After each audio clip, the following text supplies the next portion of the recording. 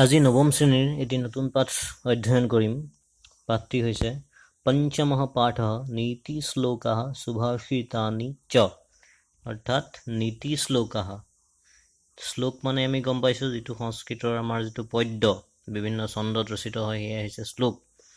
2 শাৰীও হ'ব পাৰে, 3 বা 4 শাৰীও হ'ব পাৰে। আৰু ইয়াতে নীতি কথা জড়িত হৈছে, অৰ্থাৎ যিবোৰ শ্লোকৰ মাধ্যমেৰে আমাক নীতি নিয়ম কৰ্তব্য কি কৰিব লাগে নালাগে এই কথাসমূহ বুজায়, সেইবিলাক হ'ল নীতি শ্লোক। ইয়াৰ পৰা আমি জানিবলগীয়া বহুত কথা পাওঁ। আৰু হৈছে সুভাষিতানি, সুভাষিতম মানে হৈছে সুন্দৰ, সুভাষিতম মানে হৈছে সুন্দৰ ভাষণ। সুভাষিতানি বহু বচনত আছে, অৰ্থাৎ সেইকাৰণে সুন্দৰ ভাষণ অৰ্থাৎ সুন্দৰ কথা। সুভাষিত বুলি কওঁতে এটা সম্পূৰ্ণ শ্লোক নহয়, সম্পূৰ্ণ শ্লোকৰ এটা লাইন বা এটা শাৰী বা তাৰে এডোখৰ সুভাষিত বুলি ধৰা হয়, যদিহে সেই নিৰ্দিষ্ট বাক্যটোৱে এটা বিশেষ কিছু কথা বুজাইছে তাকো আমি সুন্দৰ ভাষণ বা সুভাষিত বুলি ক'ব পাৰোঁ। গতিকে নীতি শ্লোকাঃ আৰু সুভাষিতৰ অলপমান পাৰ্থক্য আছে, বেছি পাৰ্থক্য নাই। শ্লোক হ'ল সম্পূৰ্ণ 2-3 শাৰী ছন্দোবদ্ধ ৰচনা, আৰু সুভাষিত হ'ল সেই শ্লোকৰে ভাল লগা এটা ভাল কথা সোমাই থকা এটা বিশেষ অংশ। গতিকে এতিয়া মূল পাঠটিত আমি চাওঁ কি আছে। ইয়াতে প্ৰথমতেই কৈছে যে এই পাঠত 5টা নীতি শ্লোক আৰু 10টা সুভাষিত অৰ্থাৎ সুভাষিত দিয়া হৈছে। সংস্কৃত সাহিত্যৰ বিভিন্ন গ্ৰন্থৰ পৰা এইবোৰ সংকলিত কৰা হৈছে। নীতি শ্লোককেইটিত বুদ্ধিমান লোকৰ গুণাৱলী, দুৰ্জন লোকৰ দুখসমূহ, উন্নতিকামীজনে এৰাই চলিবলগীয়া দুখসমূহ, বিদ্যাৰ উপযুক্ত প্ৰয়োগ তথা উদ্যোগী পুৰুষৰ লক্ষণাৱলী উল্লেখিত হৈছে। অৰ্থাৎ এই নীতি শ্লোকসমূহৰ মাজেৰে আমাক ইয়াত দিয়া কথাখিনি আমাক বুজাব বিচাৰিছে, আৰু বহুত কথা ইয়াৰ ভিতৰত সোমাই থাকে, আমি পঢ়িলে গম পাম। আনহাতে সুভাষিত শ্লোককেইটিত কেতবোৰ নৈতিক আদৰ্শ তথা আধ্যাত্মিক সত্য, লোকস্বভাৱ তথা কিছু স্বাস্থ্যবিধি উল্লেখ কৰা হৈছে। গতিকে এই কথাখিনি আমি এই পাঠটি পঢ়িলে আমি বুজি পাম। প্ৰথম শ্লোকটো আমি এতিয়া চাওঁ মূল পাঠৰ। চলত্যেকেন পাদেন তিষ্ঠত্যেকেন বুদ্ধিমান না সমীক্ষা পৰম স্থানম পূৰ্বম আয়তনম ত্যজেত। অৰ্থাৎ ইয়াতে কি কৈছে চোৱা, চলত্যেকেন পাদেন, ইয়াত সন্ধি হৈ আছে। চলতি একেন পাদেন অৰ্থাৎ এখন ভৰিৰে যায় চলে। তিষ্ঠতি একেন বুদ্ধিমান, আৰু এখন ভৰিৰে তিষ্ঠতি মানে থাকে, থিয় হৈ থাকে। কোনে থাকে? বুদ্ধিমানজনে। অৰ্থাৎ বুদ্ধিমানজনে কি কৰে? এখন ভৰিৰ ওপৰত থিয় হৈ থাকি আনখন ভৰিৰে খোজ পেলায়। কাৰণ 2খন ভৰি একে সময়তে যদি দাঙি দিয়া যায় তেনেহ'লেতো থিয় হৈ থাকিব নোৱাৰিব, পৰি যাব। গতিকে এখন ভৰিৰ ওপৰত থিয় হৈ থাকিব লাগিব, আৰু থিয় হৈ থাকিহে আনখন ভৰি আমি খোজ পেলাব লাগিব। না সমীক্ষ পৰম স্থানম, আৰু এটা কি কৈছে পিছৰ শাৰীটোত, ন অসমীক্ষ, অসমীক্ষ মানে বিবেচনা নকৰাকৈ, পৰম স্থানম অৰ্থাৎ পৰম স্থানম মানে ইয়াৰ পিছৰ স্থান, অৰ্থাৎ আমি খোজটো কলৈ দিম সেই ঠাইটুকুৰা আমি নিশ্চিত নকৰাকৈ, পূৰ্বম আয়তনম ত্যজিত, ন এই নটো আগতে লগাই দিছে, সন্ধি হৈ আছে। অৰ্থাৎ পূৰ্বম আয়তনম, পূৰ্বম মানে আগৰ, য'ত পূৰ্ব আগতে থকা ঠাইটুকুৰা ত্যাগ কৰিব নালাগে। অৰ্থাৎ আমি আমাৰ খোজটো ক'ত পেলাম সেই ঠাইটুকুৰা আগতে চাই চিতি লৈহে, সম্পূৰ্ণ নিশ্চিত হোৱাৰ পিছতহে আমি পিছৰ ভৰিখন দাঙিব পাৰিম। অৰ্থাৎ 2খন ভৰি একে সময়তে দাঙি দিলেতো আমি পৰি যোৱাৰ সম্ভাৱনাই থাকে। গতিকে এই শ্লোকটোৰ মাধ্যমেৰে আমাক আৰু বিশেষ কিছুমান কথা বুজাইছে। কি কৈছে ইয়াত, যে বুদ্ধিমানজনে সদায় এখন ভৰিৰ ওপৰত থিয় হৈ থাকিহে আনখন ভৰিৰে খোজ পেলায়, অৰ্থাৎ খোজ দিয়ে। আৰু কি কৈছে, যে পিছৰ স্থানটো অৰ্থাৎ যিখন ঠাইত খোজ পেলাব সেই ঠাইখন নিৰ্দিষ্ট নকৰাকৈ বা নিশ্চয় নকৰাকৈ আগৰ স্থান কেতিয়াও এৰি নিদিয়ে। অৰ্থাৎ আমাৰ ক্ষেত্ৰতো, জীৱনৰ ক্ষেত্ৰত এনেকুৱা হয় যে আমি পিছত আমাৰ ভৱিষ্যতৰ কথা চিন্তা কৰোঁতে আমাৰ সেই চিন্তাটো, সেই যিটো সংকল্প, যিটো কল্পনা আছে সেইটো কেনেকুৱা হ'ব, সঠিক হয়নে নহয়, সেইটো ভালদৰে চালি জাৰি চাইহে আমি আগৰ স্থিতিটো এৰিব লাগিব। পঢ়াৰ ক্ষেত্ৰত যেনেকুৱা, মই কি পঢ়িম কি নপঢ়িম সেই কথাখিনি চাই পেলাই আমি আগুৱাব লাগিব। আমাৰ আগৰ স্থানটো ভাল হ'ব লাগিব। গতিকে এইটোৰ পৰা আমি জীৱনত খোজ পেলোৱাৰ কথা কৈছে, আমি অকল ভৰিৰে খোজ দিয়াৰ কথা নহয়, জীৱনৰ যিকোনো পৰিস্থিতিতে যিকোনো সমস্যাৰ সন্মুখীন হোৱাৰ কাৰণে এই কথাষাৰ আমাক কৈছে। গতিকে ইয়াৰ আমি পিছৰ শ্লোকটি চাওঁ। ষড়্দোষাঃ পুৰুষেণেহ হাতব্যা ভূতিমিচ্ছতা নিদ্ৰা তন্দ্ৰা ভয়ম ক্ৰোধম আলস্যম দীৰ্ঘসূত্ৰতা। অৰ্থাৎ এই শ্লোকটোৰ দ্বাৰা কি ক'ব বিচাৰিছে, ষড়্দোষাঃ অৰ্থাৎ 6টা দোষ, পুৰুষেণ ইহ অৰ্থাৎ পুৰুষে, হাতব্যা ভূতিমিচ্ছতা অৰ্থাৎ কি কৈছে, ত্যাগ কৰা উচিত, ভূতিমিচ্ছতা অৰ্থাৎ যিয়ে উন্নতি বিচাৰে, অৰ্থাৎ উন্নতিকামীজনে, উন্নতি কামনা কৰাজনে 6টা দোষ, উন্নতি কামনা কৰা পুৰুষজনে ছটা দুখ ত্যাগ কৰিব লাগে। হাতব্য মানে ত্যাগ কৰা উচিত। সেইকেইটা হৈছে নিদ্ৰা তন্দ্ৰা। নিদ্ৰা মানে টোপনি, তন্দ্ৰা মানে যিটো ভাগৰ ভাগৰ ভাৱ, ভয়ম মানে ভয়, ক্ৰোধম মানে খং, আলস্যম মানে এলাহ, আৰু দীৰ্ঘসূত্ৰতা মানে হৈছে কোনো এটা কাম কৰিম কৰিম বুলি ভাবি থকা, পেলাই থোৱা, এইটো আজি নকৰোঁ পিছত কৰিম, লাহে লাহে কৰিম, সেইটো হ'ল দীৰ্ঘসূত্ৰতা। গতিকে উন্নতি বিচৰা লোক এজনে ছটা দুখ এৰাই চলা উচিত। সেই দুখকেইটা হৈছে নিদ্ৰা তন্দ্ৰা, ভয়, ক্ৰোধ, এলাহ আৰু দীৰ্ঘসূত্ৰতা। ইয়াৰ পিছৰ শ্লোকটো পুস্তকস্থা চয়া বিদ্যা পৰহস্তগতম ধনম কাৰ্যকালেন সা বিদ্যা কাৰ্যকালেন তদ্ধনম। গতিকে কি কৈছে? পুস্তকস্থা চয়া বিদ্যা, অৰ্থাৎ কিতাপত থকা যি বিদ্যা, আৰু পৰহস্তগতম ধনম, পৰহস্তগতম মানে বেলেগৰ হাতত থকা ধন, এই দুয়োটাই কি হৈছে? কাৰ্যকালে ন সা বিদ্যা, কাৰ্যকালে মানে কামৰ সময়ত, বিপত্তিৰ সময়ত সেই বিদ্যা, আৰু ন তদ্ধনম, কাৰ্যকালে ন তদ্ধনম, আৰু সেই ধন কেতিয়াও কামত নাহে। অৰ্থাৎ আনৰ হাতত থকা ধন আৰু কিতাপত থকা বিদ্যা, এই দুয়োটাই বিপদৰ সময়ত বা কামৰ সময়ত কামত নাহে। অৰ্থাৎ বিদ্যা যদি কিতাপতে সোমাই থাকে, কিতাপৰ পৰা আমি গ্ৰহণ কৰিব লাগিব, আমাৰ মনত থাকিব লাগিব, আমাৰ মগজত থাকিব লাগিব, তেতিয়াহে সেই বিদ্যাৰ কাম আহিব। অকল কিতাপত সোমাই থাকিলে সেই বিদ্যাৰ কাম কেতিয়াও নাহে। ঠিক সেইদৰে ধন আমাৰ বিপদৰ সময়ত কামত আহে, আৰু সেই ধন যদি আনৰ হাতত দি থোৱা যায়, আনৰ হাতত থাকে, তেনেহ'লে বিপদৰ সময়ত সেই ধন আমাৰ কামত নাহিব। এইটো এটা অতি গুৰুত্বপূৰ্ণ কথা আমাক কৈছে। এইটো আমি অতি ভালদৰে আমি নিজকে কথাখিনি বুজি পোৱা উচিত। ইয়াৰ পিছৰ শ্লোকটি চাওঁ। দুৰ্জনঃ পৰিহৰ্তব্যো বিদ্যায়ালংকৃতোऽপি সন মণিনা ভূষিতঃ সৰ্পঃ কিমসৌ ন ভয়ংকৰঃ। ইয়াত কি কৈছে চোৱা, দুৰ্জনঃ পৰিহৰ্তব্য, পৰিহৰ্তব্য মানে ত্যাগ কৰিবলৈ কৈছে দুৰ্জনজনক। কেনেকুৱা দুৰ্জনজনক? বিদ্যায়ালংকৃতোऽপি সন, যদিহে তেওঁ বিদ্যাৰে অলংকৃত হৈও আছে, অৰ্থাৎ বিদ্যাৰে অলংকৃত হৈ থাকিলেও দুৰ্জনজনক, যি দুষ্ট লোক, তেওঁলোকক আমি ত্যাগ কৰিব লাগে। কিয়নো মণিনা ভূষিতঃ সৰ্পঃ, মণিনা, আমি জানো যে সাপত মণি থকা বুলি বিশ্বাস আছে, আমি জানো, আৰু সেইটোৰ দ্বাৰা সাপৰ সৌন্দৰ্য অধিক বৃদ্ধি পায়। গতিকে মণিৰে ভূষিত হৈ থাকিলেও সেই সাপ বহুত মূল্যৱান হয়, তথাপিও কিমসৌ ন ভয়ংকৰ, সাপ ভয়ংকৰ নহয় জানো?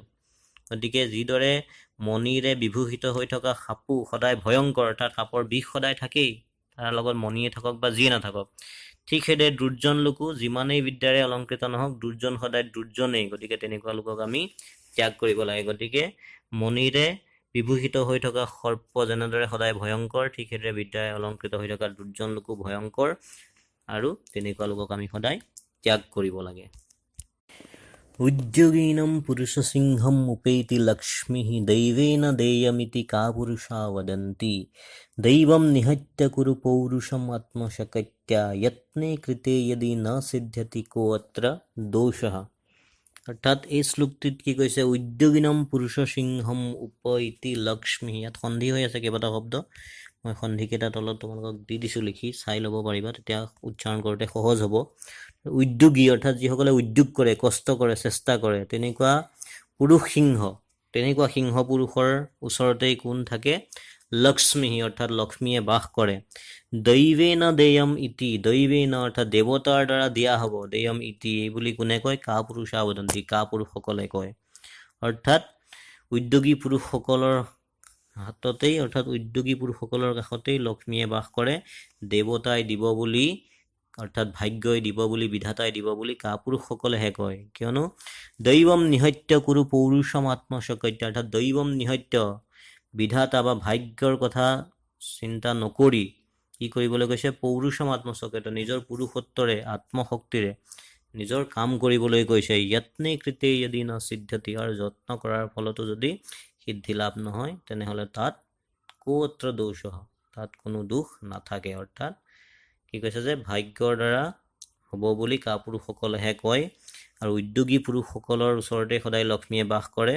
কিয়নো ভাগ্যৰ কথা বাদ দি আমি নিজৰ শক্তিৰে কাম কৰা উচিত, নিজৰ আত্মশক্তিৰে, আৰু যত্ন কৰাৰ ফলতো যদি তাৰ ফল প্ৰাপ্তি নহয়, তেনেহ'লে তাত আৰু কোনো দোষ নাথাকে, অৰ্থাৎ কোনো দোষ দেখা পোৱা নাযায়। গতিকে আমাৰ কৰ্তব্য হৈছে নিজৰ কাম আমি সাধ্যানুসাৰে কৰি যোৱাটো। এই কথাখিনি আমাৰ বুজাইছে। গতিকে আমাৰ জীৱনত অতি এটা কামত অহা দৰকাৰী উপদেশ এই শ্লোকটোৰ জৰিয়তে আমাক কৈছে কথাখিনি আমি ভালদৰে বুজি ল'ব লাগিব। ইয়াৰ সন্ধিখিনি মই কৈ দিছোঁ, তোমালোকে সুন্দৰভাৱে উচ্চাৰণ কৰিব পাৰিবা, চাই ল'বা। এতিয়া আমি সুভাষিত কেইটা চাওঁ। নীতি শ্লোক কেইটা পঢ়িলোঁ, এতিয়া সুভাষিত কেইটাত কৈছে যে প্ৰথমটো চোৱা, অক্ৰোধেন জয়েত ক্ৰোধম অসাধুম সাধুনা জয়েত, অৰ্থাৎ অক্ৰোধেন জয়েত ক্ৰোধম, জয়েত মানে জিকা, জয় কৰা, ক্ৰোধম, ক্ৰোধক অৰ্থাৎ খঙক কিহেৰে জয় কৰিব পাৰি? খং নকৰাকৈ জয় কৰিব পাৰি। ন ক্ৰোধেন অক্ৰোধেন, অৰ্থাৎ খং নকৰাকৈ খঙক জয় কৰিব পাৰি, ক্ৰোধক জয় কৰিব পাৰি। আৰু ঠিক সেইদৰে অসাধুম সাধুনা জয়েত, যি অসাধু ব্যক্তি তেওঁলোকক সাধুৰ জৰিয়তে, সাধুৰে জয় কৰিব পাৰি। অৰ্থাৎ মানুহৰ ব্যৱহাৰৰ কথা কৈছে যে খং কৰা মানুহক খং নকৰাকৈ বশ কৰিব পাৰি, আৰু অসাধু বা দুষ্ট লোকক সজ উপদেশ বা সাধুৰে তেওঁলোকক জয় কৰিব পাৰি। এই কথাটোৱে এই প্ৰথম সুভাষিতটোত কৈছে। তাৰ পিছৰটো চোৱা, অহিংসা পৰমো ধৰ্ম, সেইটোতো আমি সকলোৱে পাই থাকোঁ যে অহিংসাই হৈছে পৰম ধৰ্ম। আমাৰ ধৰ্ম সদায় কি হ'ব লাগে? ধৰ্ম মানে আমাৰ যি দায়িত্ব কৰ্তব্য, সদায় অহিংস, অৰ্থাৎ কাকো হিংসা নকৰাকৈ আমি সকলো কাম কৰিব লাগে। কোনেও যাতে আমাৰ পৰা কষ্ট নাপায় তেনেকুৱা ধৰণে ভাবি লৈ আমি কাম কৰিব লাগে। সেইকাৰণে কৈছে যে অহিংসাই হৈছে আমাৰ পৰম ধৰ্ম। আলস্যম হি মনুষ্যাণম শৰীৰস্থো মহান ৰিপুহু, আৰু আলস্যম মানে এলাহ, এলাহেই হৈছে মানুহৰ শৰীৰত থকা এটা ডাঙৰ শত্ৰু। অৰ্থাৎ এলাহেই মানুহৰ আটাইতকৈ ডাঙৰ শত্ৰু। আমি যিকোনো কাম কৰাৰ ক্ষেত্ৰত আমাৰ এলাহ ভাৱটো আহে, আৰু এই এলাহৰ কাৰণে আমি বহুতেই আগুৱাই যাব নোৱাৰোঁ। সেইকাৰণে কৈছে যে আমাৰ সংস্কৃতত কোৱা হৈছে যে এলাহ হৈছে মানুহৰ আটাইতকৈ ডাঙৰ শত্ৰু। গতিকে আমি সেইকাৰণে যিকোনো কথাতে, যিকোনো কামতে কেতিয়াও এলাহ কৰিব নালাগে। এলাহটো ত্যাগ কৰিব পাৰিলে আমি আগুৱাই যাব পাৰিম। যিহেতু ইয়াৰ আগতে এটা শ্লোকত কৈছে যে 6টা দোষৰ ভিতৰত এলাহটো তাৰ মাজৰে এটা। এতিয়া তাৰ পিছৰটো চোৱা, উপদেশো হি মূৰ্খাণম প্ৰকোপায় ন শান্তয়ে, উপদেশো হি, উপদেশেৰে, মূৰ্খাণম, মূৰ্খসকলৰ প্ৰকোপ, অৰ্থাৎ প্ৰকোপ মানে খং বা তেওঁলোকৰ কাৰ্যক, ন শান্তয়ে, শান্ত কৰিব নোৱাৰে। অৰ্থাৎ উপদেশৰ দ্বাৰা মূৰ্খসকলক কেতিয়াও শান্ত কৰিব নোৱাৰে। অৰ্থাৎ মূৰ্খসকলে উপদেশ একো বুজি নাপায়। যিয়ে বুজি পায়, ভাল মানুহ, জ্ঞানী মানুহ, তেওঁলোককহে উপদেশ দিব পাৰি। অৰ্থাৎ বুজি পোৱাজনকহে আমি আচলতে বুজাব পাৰোঁ বা উপদেশ দিব পাৰোঁ। যি মূৰ্খ, বুজিয়ে নাপায়, তেওঁক উপদেশ দি কোনো লাভ নাই। ন হি কল্যাণকৃত কচ্চিত দুৰ্গতিম তাত গচ্ছতি, ইয়াত আছে কল্যাণকৃত, অৰ্থাৎ কল্যাণকাৰীসকলৰ, কচ্চিত মানে কেতিয়াবাহে, দুৰ্গতিম তাত গচ্ছতি, অৰ্থাৎ দুৰ্গতি হয়। অৰ্থাৎ যিসকল কল্যাণকামী আছে, কল্যাণকাৰী আছে, তেওঁলোকে কেতিয়াবাহে দুৰ্গতি প্ৰাপ্ত হয়। অৰ্থাৎ তেওঁলোকে সদায় ভালদৰে, কল্যাণকাৰী মানে সকলোৰে কল্যাণ যিয়ে চিন্তা কৰে তেওঁৰ নিজৰো সদায় কল্যাণেই হয়। এনেকুৱা ধৰণৰ কথা কৈছে বাক্যটোৰ জৰিয়তে, সুভাষিতটোৰ জৰিয়তে। নহি কল্যাণকৃত কচ্চিত দুৰ্গতিম তাত গচ্ছতি, তাত মানে ইয়াত এটা সম্বোধন, পিতাক, জ্যেষ্ঠজনক সম্বোধন কৰে যে কল্যাণকাৰীসকলে কেতিয়াবাহে দুৰ্গতি হয়, প্ৰায়ে তেওঁলোকৰ দুৰ্গতি নহয়, যিয়ে সকলোৰে হিত সাধন কৰে। অৰ্থাৎ আমি যাৰ প্ৰতি যেনেকুৱা ব্যৱহাৰ কৰোঁ, আমাৰ ফলো তেনেকুৱা। আমি যদি সকলোৰে ভাল চিন্তা কৰোঁ, আমাৰো সদায় ভাল হ'ব, আৰু বেয়া চিন্তা কৰিলে সদায় বেয়া হ'ব। গতিকে আমি সদায় কল্যাণকাৰী হ'ব লাগে, আমি সদায় সকলোৰে ভাল চিন্তা কৰিব লাগে। তাৰ পিছৰটো চোৱা, প্ৰায়ো ধনৱতামেব ধনে তৃষ্ণা গৰীয়সী, প্ৰায় অৰ্থাৎ প্ৰায়ে, ধনৱতামে বজাৰ ধন আছে, তেওঁলোকৰেই তৃষ্ণা, তৃষ্ণা মানে পিয়াহ, গৰীয়সী মানে ডাঙৰ, অৰ্থাৎ বেছি হয়। অৰ্থাৎ ধন থকা সকলোৰে ধনৰ প্ৰতি যি তৃষ্ণা আছে, ইচ্ছা আছে, সেয়া বেছি হয়, ধনৰ লোভ বেছি হয়।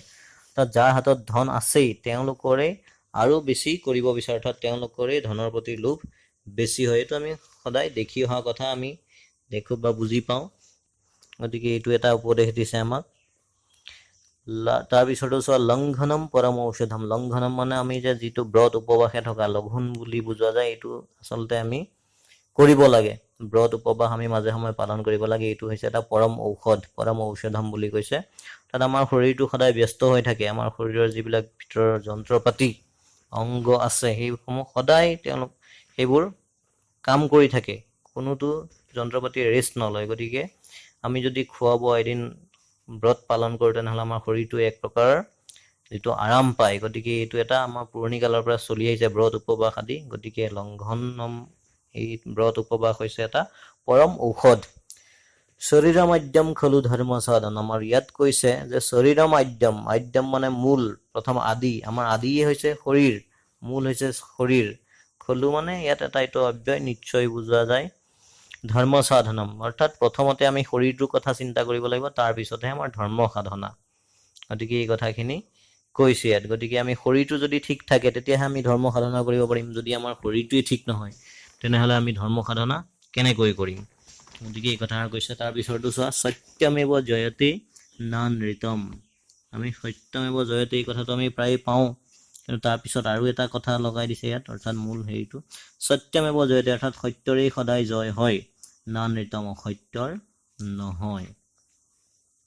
গতিকে এইটো কথা আমি জানোৱেই। তাৰপিছত চোৱা, সৰ্বম কান্তম আত্মীয়ম পশ্যতি। সৰ্বম কান্তম অৰ্থাৎ সৰ্বম মানে সকলোকে, কান্তম মানে হ'ল গৰাকী, কান্তম আত্মীয়ম, আত্মীয় মানে নিজৰ নিচিনা, আপোন, পশ্যতি মানে দেখা পায়, অৰ্থাৎ গৰাকীজনে সকলোকে নিজৰ আপোন বুলি ভাবে বা আপোন যেন দেখে। গতিকে এই গোটেইকেইটা ভাষিতৰ আমি অৰ্থ পালোঁ, শ্লোককেইটাৰ অৰ্থ পালোঁ। মই এবাৰ অৰ্থখিনি তোমালোকক আকৌ কৈ দিছোঁ, তোমালোকে চাই যাবা, শুনি যাবা আৰু লিখি ল'বা। প্ৰথম শ্লোকটোৰ অৰ্থ এনেধৰণৰ, বুদ্ধিমান লোকে এখন ভৰিৰ ওপৰত থিয় হৈ আনখন ভৰিৰে খোজ পেলায় আৰু তেওঁলোকে উপযুক্ত ঠাই বা লক্ষ্যস্থান স্থিৰ নকৰাকৈ পূৰ্বৰ অৱস্থান ত্যাগ নকৰে। 2 নম্বৰটো চোৱা, উন্নতিকামীজনে 6টা দোষ ত্যাগ কৰা উচিত আৰু সেইকেইটা হ'ল টোপনি, তন্দ্ৰা, ভয়, ক্ৰোধ, এলাহ আৰু দীৰ্ঘসূত্ৰতা। 3 নম্বৰটো চোৱা, কিতাপত থকা বিদ্যা আৰু আনৰ হাতত থকা ধন, আনৰ হাতলৈ যোৱা ধন এইবোৰ মূল্যহীন, কিয়নো কামৰ সময়ত সেই বিদ্যা আৰু সেই ধন পোৱা নাযায়। তাৰপিছৰ 4 নম্বৰটো, বিদ্যান হ'লেও দুৰ্জন লোকক ত্যাগ কৰিব লাগে, কিয়নো মণিৰে বিভূষিত হ'লেও সাপ ভয়ংকৰ নোহোৱাকৈ নাথাকে। 5 নম্বৰ শ্লোকটো, উদ্যোগী পুৰুষ সিংহই লক্ষ্মীক লাভ কৰে, ভাগ্যই দিব বুলি কাপুৰুষসকলেহে কয়। গতিকে ভাগ্যৰ কথা চিন্তা নকৰি নিজৰ শক্তি আৰু পৌৰুষত্বৰ দ্বাৰাহে আমি যত্ন কৰিব লাগে, আৰু যত্ন কৰিও যদি সিদ্ধি লাভ নহয় তেনেহ'লে তাত কোনো আমাৰ দোষ নাই। এইকেইটা হ'ল শ্লোকৰ অৰ্থ। সুভাষিত কেইটাৰ অৰ্থ চোৱা, মৰমেৰে অৰ্থাৎ খং নকৰাকৈ খঙক জয় কৰিব পাৰি আৰু অসাধুক সাধুতাৰে জয় কৰিব পাৰি বা জয় কৰিব লাগে। 2 নম্বৰটো হৈছে অহিংসাই পৰম ধৰ্ম। 3 নম্বৰ, এলাহেই হৈছে মানুহৰ শৰীৰত থকা আটাইতকৈ ডাঙৰ শত্ৰু।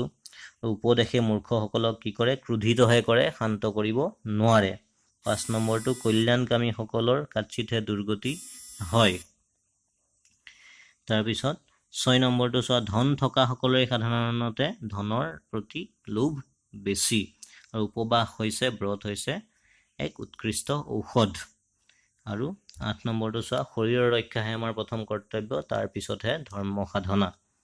9 নম্বৰটো, সত্যৰ সদায় জয়, অসত্যৰ নহয়। আৰু 10 নম্বৰটো হৈছে, গৰাকীয়ে সকলোকে নিজৰ আপোন যেন দেখে। গতিকে তোমালোকে এই পাঠটো নিশ্চয় বুজি পাইছা। এইখিনি হ'ল পাঠৰ মূল কথা। অনুবাদখিনিও মই কৈ দিছোঁ, যিমানখিনি পাৰি মই তোমালোকক বুজাই দিছোঁ। গতিকে তোমালোকে শুদ্ধ উচ্চাৰণেৰে পাঠটো পঢ়িবা, কথাখিনি বুজি ল'বা আৰু লিখি ল'বা। ইয়াৰ পিছত আমি পিছৰ পাঠত প্ৰশ্নোত্তৰখিনি আলোচনা কৰিম।